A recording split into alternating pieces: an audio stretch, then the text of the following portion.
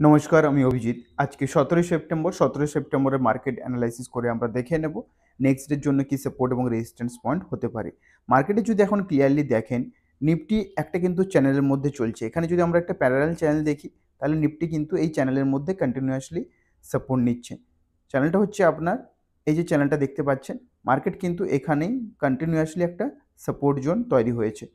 তো নিফটিকে যদি আপনাকে নিফটিতে বড় ট্রেড নিতে হয়, তাহলে কিন্তু আপনাকে আপসাইডে এর বাইরে কিন্তু ব্রেকআউট লাগবে, তাহলে কিন্তু আপসাইডে আপনি একটা বড় ট্রেড পেতে পারেন। ডাউন সাইডের জন্য অবশ্যই বলব ৩০০ লেভেলের নিচে, মানে এই যে লেভেল রয়েছে ৩০০ নিচে আপনাকে ক্লোজিং লাগবে। এই ৩০০ লেভেলের নিচে যদি ক্লোজিং আসে 15 মিনিটসের ক্যান্ডেলে, তাহলে কিন্তু আপনি ডাউন সাইডে একটা ভালো ট্রেড পেতে পারেন। আপ সাইডের জন্য অবশ্যই বলব এখানে কিন্তু আপনাকে ব্রেকআউট লাগবে, ১৫ মিনিটের ক্যান্ডেলের ক্লোজিং লাগবে, তাহলেই আপনি হয়তো ৫০০ বা ৫৩০ এর উপরে মার্কেট যেতে পারে, এবং ৫০০ বা ৫৩০ এর উপরে যদি ক্লোজিং আসা স্টার্ট হয়, তাহলে কিন্তু নেক্সট ৬০০ টার্গেটও মার্কেটে আসতে পারে। তো নিফটিতে যদি আপনি ডেইলি চার্টে দেখেন, ডে চার্টে যদি দেখেন, আগের দিনের মার্কেটকে যদি আমরা দেখে নিই, এখানে ক্লিয়ারলি আপনি দেখতে পাবেন, এখানে মার্কেটকে আমরা যদি দেখি ডে চার্টের ক্ষেত্রে, তাহলে আগের দিনের যদি আপনি দেখেন যে বিয়ারিশ ক্যান্ডেলটা মার্কেটে তৈরি হয়েছিল, এই যে ক্যান্ডেলটা আপনি দেখতে পাচ্ছেন এখানে, এটা কিন্তু একটা বিয়ারিশ ক্যান্ডেল আগের দিন মার্কেট তৈরি করেছিল। কিন্তু আজকের মার্কেটে যদি দেখেন, এখানে ক্লিয়ারলি আমরা দেখতে পাচ্ছি যে মার্কেটে যে ক্যান্ডেলটা আজকে এসছে, এটা কিন্তু একটা ডোজি ক্যান্ডেল মার্কেটে তৈরি হয়েছে। এখানে যদি আপনি দেখেন, ডাউন সাইড থেকে কিন্তু একটা স্ট্রং রিজেকশন রয়েছে। এই ক্যান্ডেলে যদি দেখেন আপনি, ডাউন সাইডে একটা স্ট্রং রিজেকশন কিন্তু আমরা দেখতে পাচ্ছি। তো এই রিজেকশন থেকে আমরা এটা বুঝতে পারছি যে মার্কেট কিন্তু অনেকটাই স্টেবল আপসাইডে যাওয়ার জন্য। মার্কেটে কিছু কিছু পয়েন্ট রয়েছে যেখানে কিন্তু মার্কেট অনেকটাই স্টেবল রয়েছে, যে মার্কেট আপসাইডে যাওয়ার জন্য অবশ্যই প্রস্তুত রয়েছে। তো এই হচ্ছে নিফটির ক্ষেত্রে যে চার্ট আমরা দেখতে পাচ্ছি সেটার অ্যানালাইসিস।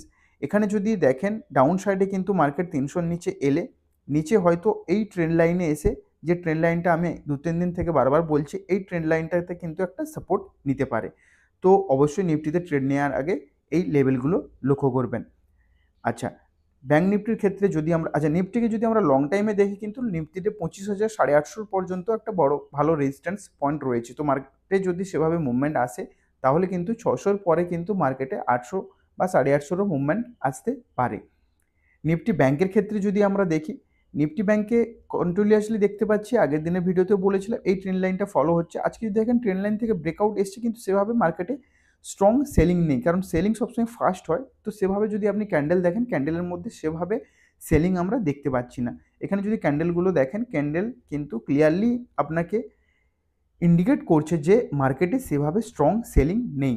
তো এখানে যদি দেখেন, এই যে লেভেলটা ছিল ৫২,১৩৯ বা ৫২,২০০ লেভেল, এখানে কিন্তু মার্কেটে একটা ভালোভাবে সাপোর্ট জোন তৈরি হয়েছে। ডাউন সাইডে যদি দেখেন ৫১,৯৭৫, এটা একটা যদি ডাউন সাইডে আসে, এখানে একটা স্ট্রং সাপোর্ট হতে পারে। এছাড়া কিন্তু মার্কেটে সেভাবে সেলিং দেখতে পাওয়া যাচ্ছে না।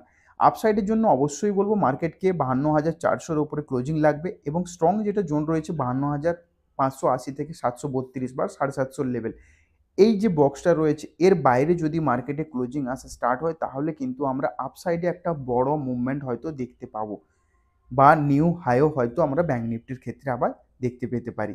তো এই হচ্ছে, আপনি যদি ব্যাঙ্ক নিফটির ক্ষেত্রে দেখেন, ব্যাঙ্ক নিফটির ক্ষেত্রে চার্ট এটাই রয়েছে।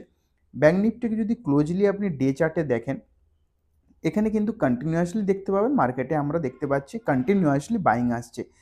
কন্টিনিউয়াসলি মার্কেটের মধ্যে যে লেভেল দেখতে পাচ্ছি, এখানে কিন্তু কন্টিনিউয়াসলি মার্কেট তার নেক্সট ডে বা আগের দিনের যে লেভেল রয়েছে, আগের দিনের যে ক্লোজিং রয়েছে, তার উপরে কিন্তু কন্টিনিউয়াসলি ক্লোজ হচ্ছে। তো এই হচ্ছে নিফটি, ব্যাঙ্ক নিফটির জন্য চার্ট। এখানে যদি আপনি, আজকের এক্সপায়ারি ছিল ফিন নিফটির ক্ষেত্রে যদি দেখেন, ফিন নিফটিতেও আপনি ডে চার্টে দেখতে পাচ্ছেন একটা চ্যানেলের মধ্যেই রয়েছে। এখানে এই চ্যানেলের বাইরে কিন্তু ব্রেকআউট লাগবে, তাহলেই হয়তো আপনি একটা স্ট্রং মুভমেন্ট পেতে পারেন ফিন নিফটির ক্ষেত্রে। এখানে যদি ফিন নিফটিকেও দেখেন, আমি মর্নিংয়ে গ্রুপে দিয়েছিলাম এই চ্যানেলটা। এখানে যদি দেখেন, ফিন নিফটিতে কিন্তু এই বক্সের বাইরে এবং আপসাইডে যদি আরও মুভমেন্ট লাগে, তাহলে কিন্তু এর ওপরে মুভমেন্ট, এই জোনের বাইরে ব্রেকআউট লাগবে, তাহলে হয়তো আপসাইডে বড় মুভমেন্ট পেতে পারি। ফিন নিফটির জন্য স্ট্রং রেজিস্ট্যান্স লেভেল হচ্ছে ২৪,২০০। এর বাইরে যদি ক্লোজিং আসা স্টার্ট হয়, 15 মিনিটসের ক্যান্ডেলের ক্লোজিং যদি প্রপার আসে তাহলে কিন্তু একটা বড় মুভমেন্ট আমরা ফিন নিফটিতে পেতে পারি। ডাউন সাইডের জন্য অবশ্যই 950 জোন খুবই একটা ভালো সাপোর্ট পয়েন্ট। এর নিচে যদি মার্কেট আসে তাহলে কিন্তু 850, 23,850 বা 800 লেভেলও টেস্ট হতে পারে। এই হচ্ছে ফিন নিফটির জন্য চার্ট। তো এই ছিল আজকের মার্কেট আপডেট। অবশ্যই রিকোয়েস্ট করব চ্যানেলটিকে সাবস্ক্রাইব করার জন্য, কারণ আপনি যদি সাবস্ক্রাইব করেন তাহলে রেগুলার বেসিসে আমি যে ভিডিওগুলো আপলোড করছি এগুলো দেখে আপনি শিখতে পারবেন মার্কেটে কীভাবে সাপোর্ট এবং রেজিস্ট্যান্স ড্র করা হয়। তো সেই কারণে রিকোয়েস্ট করব চ্যানেলটিকে সাবস্ক্রাইব করে যারা শিখতে চায় তাদের অবশ্যই ভিডিওগুলো শেয়ার করে দিন। Thank you.